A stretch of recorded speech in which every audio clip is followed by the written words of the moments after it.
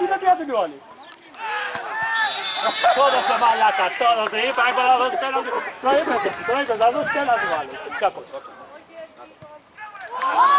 Το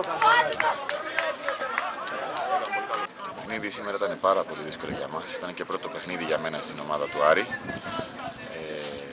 Βαθμολογικά σήμερα έπρεπε οπωσδήποτε να πάρουμε τους 3 βαθμούς, και για τον άταλο ντέρμπι. Για τη σωτηρία, παλεύουμε για τη σωτηρία.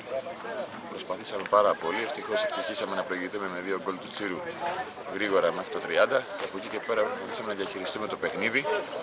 Και εγώ γνωρίζω τώρα αυτή τη βδομάδα τους παίχτες της ομάδας. Και ευτυχώς πήραμε το τρίποντο που μας δίνει μια ανάσα για να συνεχίσουμε στις επόμενες 6 αγωνιστικές που είναι και οι 6 τελικοί για μας. Όλοι ξέρουμε ότι ήταν ένα δύσκολο μάτς. Δίνουμε αυτόν τον καιρό μια προσπάθεια για να σώσουμε την κατηγορία. Είχαμε άτυχα αποτέλεσμα το τελευταίο τρίμηνο μετά τα Χριστούγεννα. Αλλά η ομάδα, ενώ έπαιζε ποιοτικό ποδόσφαιρο, δεν μπορούσε να πάρει την νίκη. Σήμερα, μετά από 3 μήνες, καταφέραμε και το κάναμε. Και συνεχίζουμε. Έχουμε ένα δύσκολο παιχνίδι στα Λιώσια. Το οποίο δεν σημαίνει ότι επειδή είναι πρωτοπόρος παίζουμε με την καλύτερη ομάδα για μένα. Αλλά θα δώσουμε τα πάντα. Και συνεχίζουμε. Σκυμμένο το κεφάλι και δουλειά.